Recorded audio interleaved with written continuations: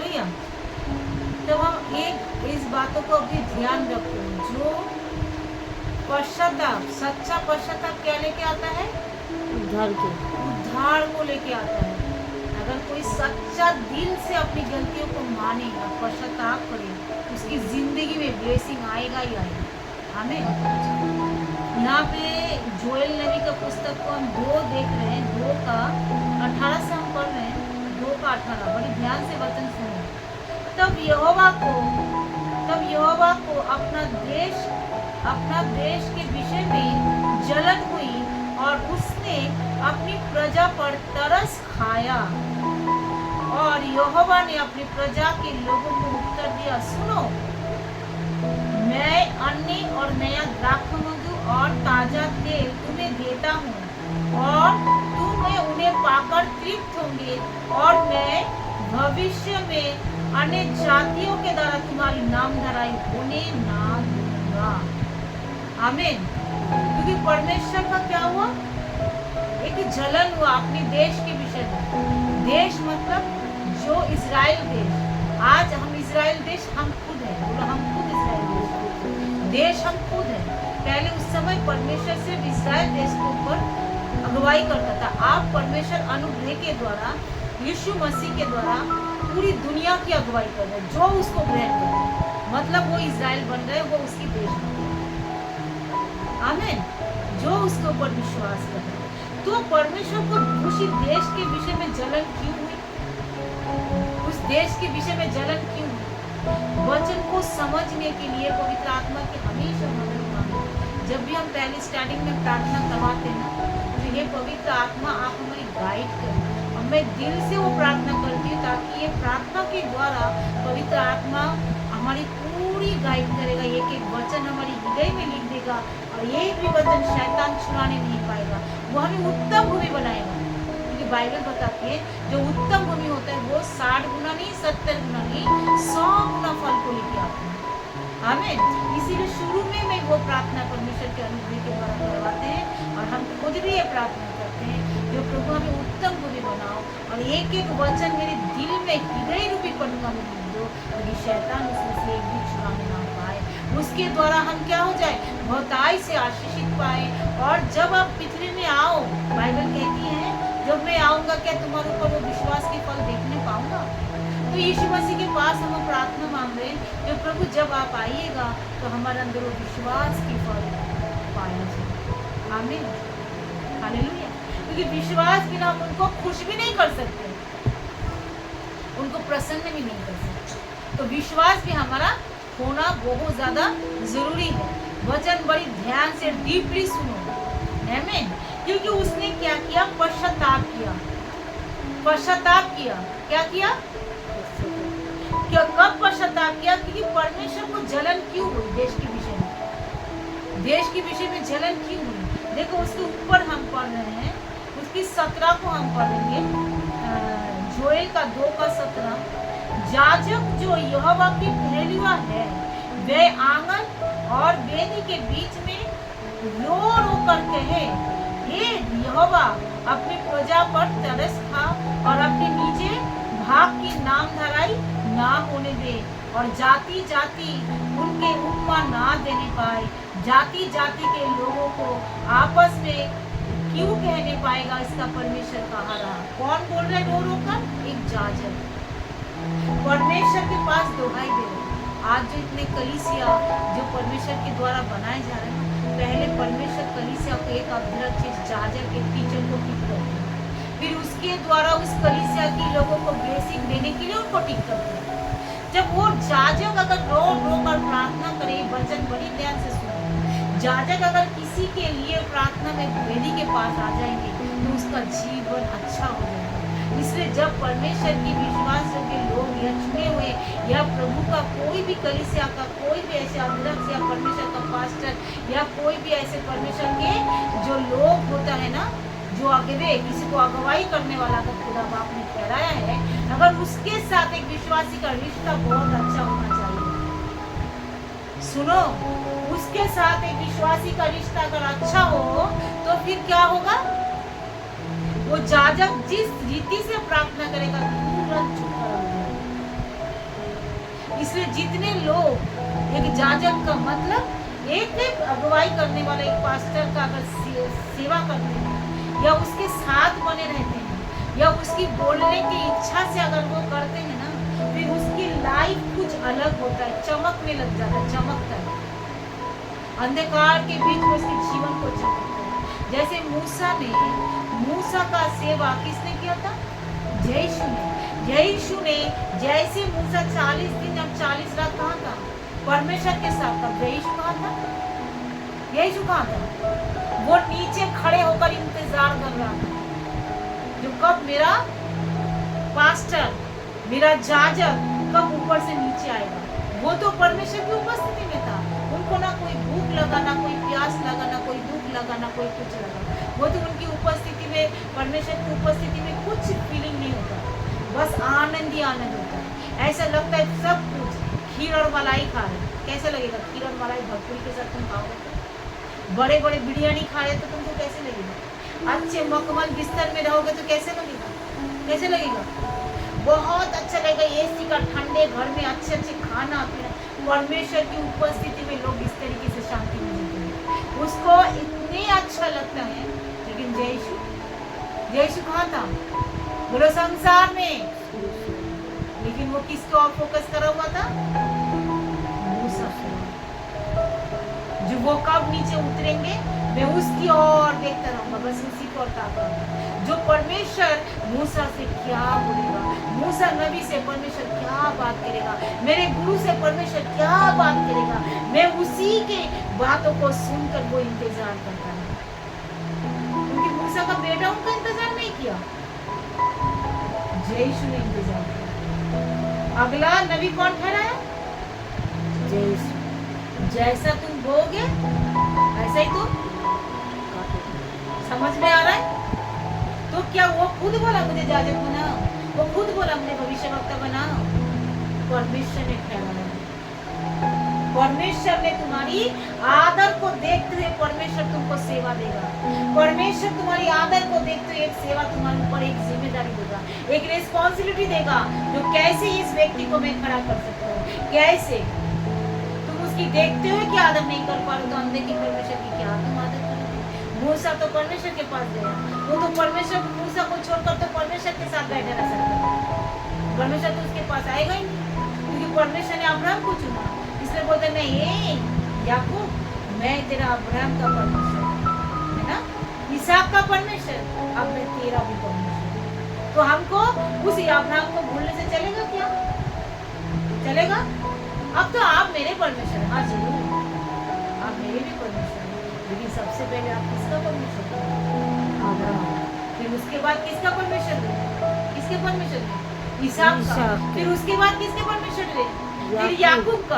उसके बाद किसके परमेश्वर है? बाद जितने हमारे योद्धा है ना, उसके बाद लास्ट में आप मेरे परमेश्वर है ना। तो मेरा पास्टर, मेरा बुआ जी, उनका परमेश्वर तो नहीं सर। वो उनके नौमी को रूत ने क्या बोला?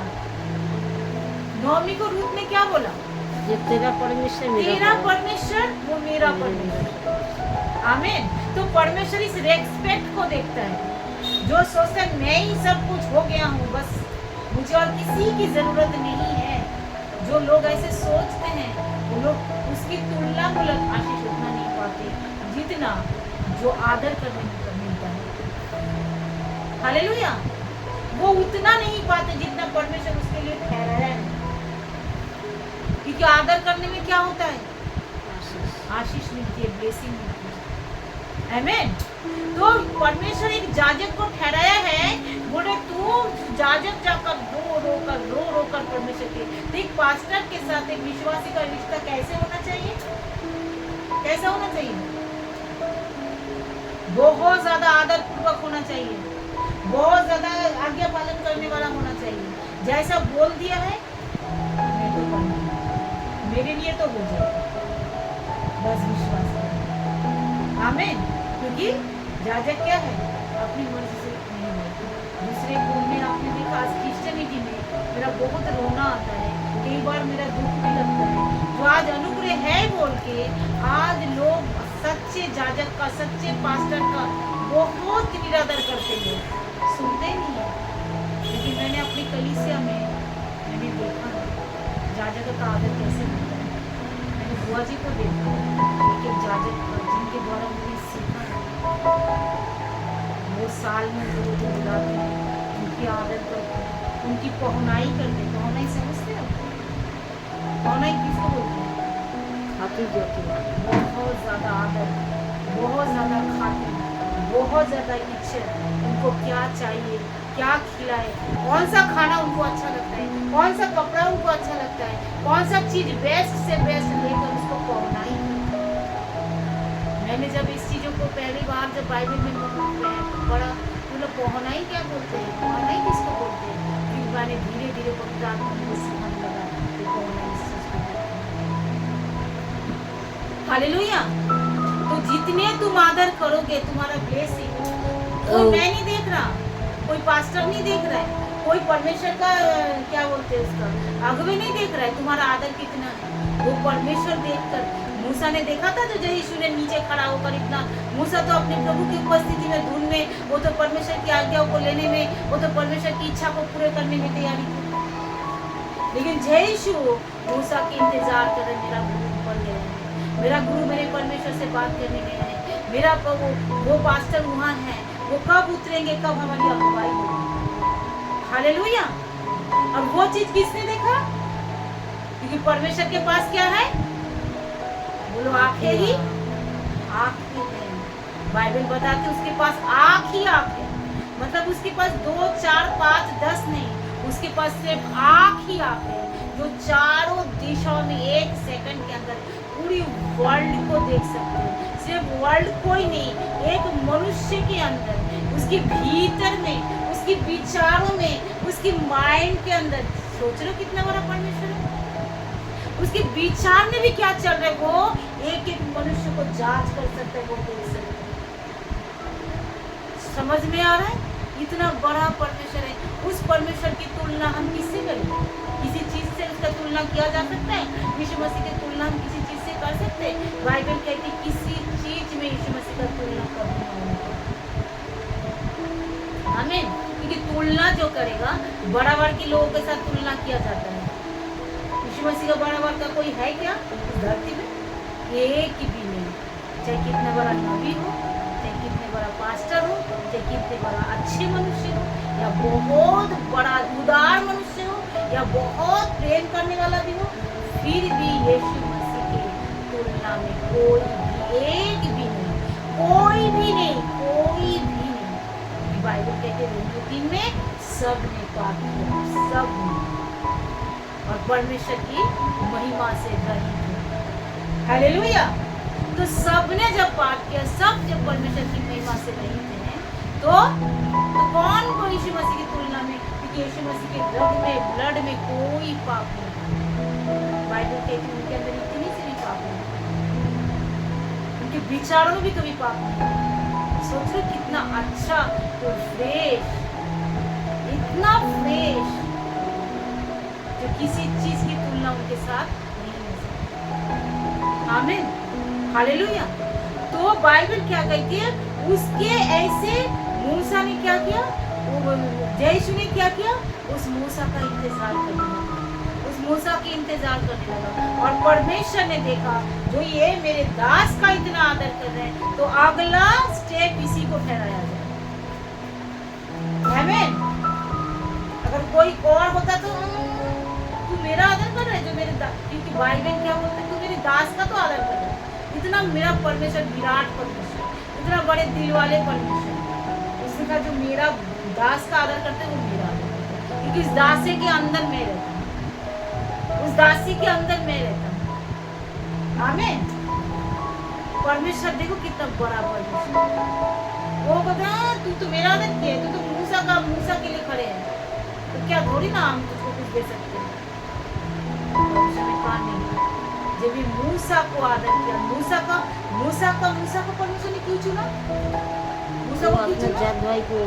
क्योंकि वो अपना जाति भाई के प्रति उसका इतना प्रेम था, उसकी जाति भाई के प्रति, तो परमेश्वर ने उसके अंदर वो चीज देखी। कितने आदर, कितना प्रेम। यीशु के अंदर क्या देखा, उतने अपने गुरु के लिए, अपने प्रॉफिट के लिए इतना आदर, इतने उनका प्रेम परमेश्वर उनको चाहिए।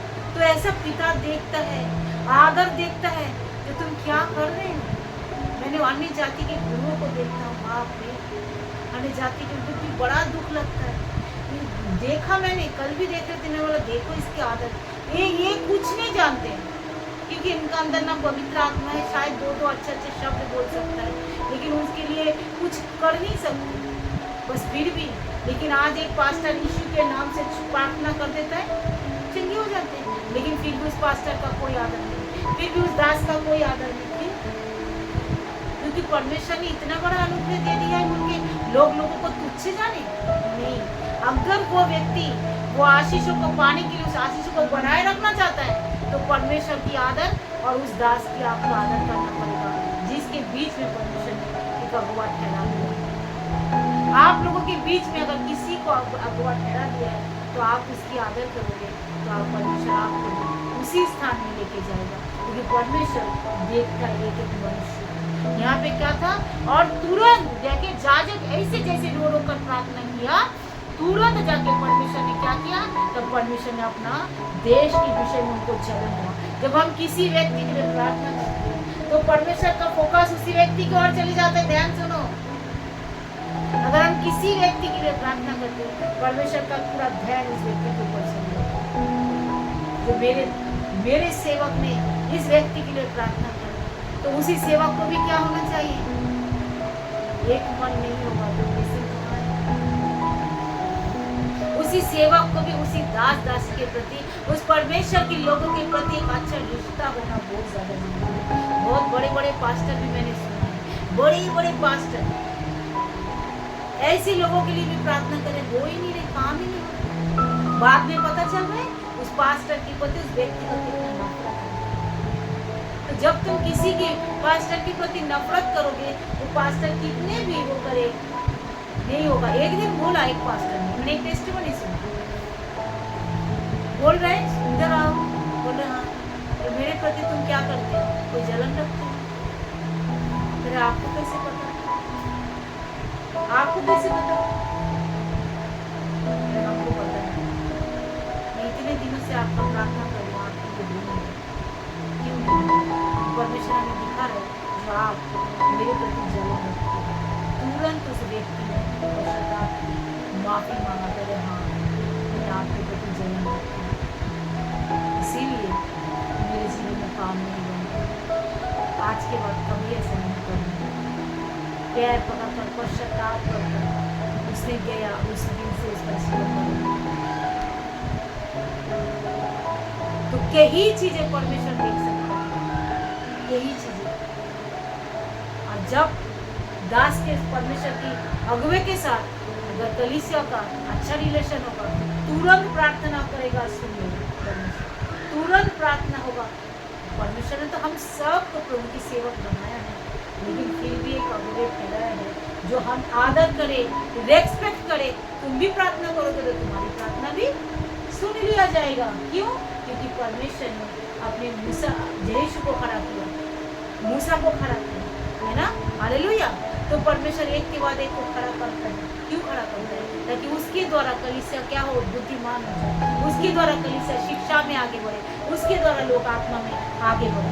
यहाँ पे देखो, तब प्रजा ने अपने यहोवा ने अपने प्रजा के लोगों को उत्तर दिया, सुनो मैं अब तुमको नया द्राक्षमधु अन्य और नया द्राक्षमधु और ताजा तेल और तुम्हें देने पर हूँ, और तुम्हें उन्हें पाकर तृप्त होंगे, और भविष्य में भी अन्य जातियों के द्वारा तुम्हें नामधराई होने ना दूंगा।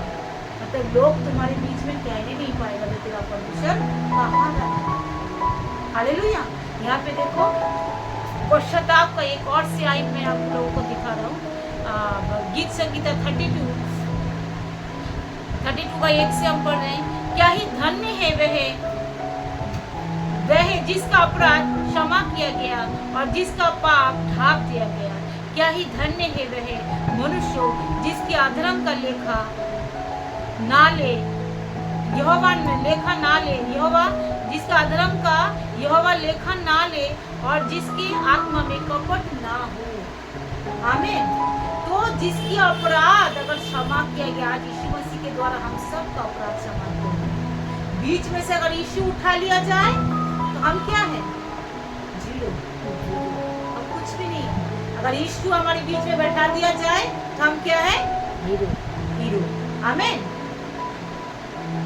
यीशु बिना हम कुछ नहीं है। हर जगह पे हमारा यीशु फोकस होना चाहिए। तो यीशु बिना हम जीरो, और यीशु रहे तो हम हीरो। आमीन। तो हमारा बहुत बड़े बड़े पहचान होंगे, बहुत लोग हमको जानेंगे, बहुत लोग हमको सैल्यूट करेंगे। हमारी एक प्रार्थना के द्वारा लोग चंगे हो जाएंगे, हमारी एक प्रार्थना के द्वारा देश बचाए जाएंगे, क्योंकि यीशु जो हमारे बीच में है, यीशु जो हमारी मध्य में है, और उस यीशु ने हमारी सारे दुख और दर्द को उठा लिया, बीमारी को उठा लिया, हमारी पाप का उसने सारे अपने लहू से धो दिया। इसलिए कहे धन्य है वह मनुष्य जिसका पाप भाग दिया गया, मतलब अधर्म क्षमा किया गया। अगर यीशु हमारे बीच में नहीं रहेगा तो हमारे अपराध बना रहेगा। अगर यीशु हमारे साथ रहेगा तो हमारे पाप धुल जाएगा। आमीन। हालेलुया। तो मतलब हमारी गुनाह धुल गया। तो हमारे लिए क्या करना पड़ेगा? उस पश्चाताप हमारे जीवन में क्या होना चाहिए? यीशु के पास आना चाहिए और यीशु के प्रति हमारे प्रति वफादारी होना चाहिए। और जब आप परमेश्वर के प्रति वफादारी रहोगे तो पास्टर के प्रति भी आप वफादारी बने सकते। लोग कहते ना, मैं पास्टर को पसंद नहीं करता, मैं तो यीशु मसीह को पसंद करता हूँ। ये भी गलत बात है, गलत शिक्षा, गलत शिक्षा। मतलब यीशु मसीह बिना कोई, तुम अगर किसी पास्टर का आदर नहीं करोगे तो परमेश्वर ने तो इस पास्टर को, यीशु मसीह ने तो पहले चुन के तुम्हारे बीच में रखा है। तो तुम खाली यीशु मसीह का आदर करोगे तो नहीं होगा। अगर जिसके द्वारा बहुत सारे लोगों का टेस्टिमनी होता है, मेरा तो कोई अग्रह ही नहीं है, मेरा तो डायरेक्ट यीशु मसीह आया और मुझे दर्शन दिया और मेरे जीवन बदल दिया। आमीन। हालेलुया। उसकी बात अलग है। फिर भी उसको एक दिन में बदल तो गया, फिर उसके बाद उसको कोई स्कूल में एडमिशन होना चाहिए, मतलब कोई पास्टर उनके सर के ऊपर होना चाहिए ताकि उसको शिक्षा दे, उसको समझाए और उसको धीरे धीरे उसका जीवन बदलते चले जाए। हालेलुया। तो परमेश्वर ने किसी को न किसी को किसी के जीवन में भेज देता है और उसको ठहराता है। फिर उसके बाद होली स्पिरिट तो हमारे जीवन में है ही, जो हर पल हमारे को गाइड बनकर, रखवाली बनकर हमारे को शिक्षा देता है।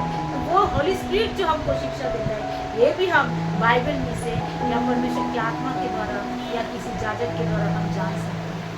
हालेलुया। तो हमें परमेश्वर का कितना बड़ा आदर करना चाहिए, जो परमेश्वर ऐसे ऐसे हमें इस धरती पे भेजा है। हमारे पास्टर के लिए भी प्रार्थना करना चाहिए। पिता के मैं धन्यवाद करता हूँ और मैं परमेश्वर जानता है, मैं उनको बहुत आदर करता हूँ, मैं उनको बहुत सम्मान करता हूँ, बहुत ज़्यादा करती हूँ और मैं उनके लिए प्रार्थना भी करती हूँ।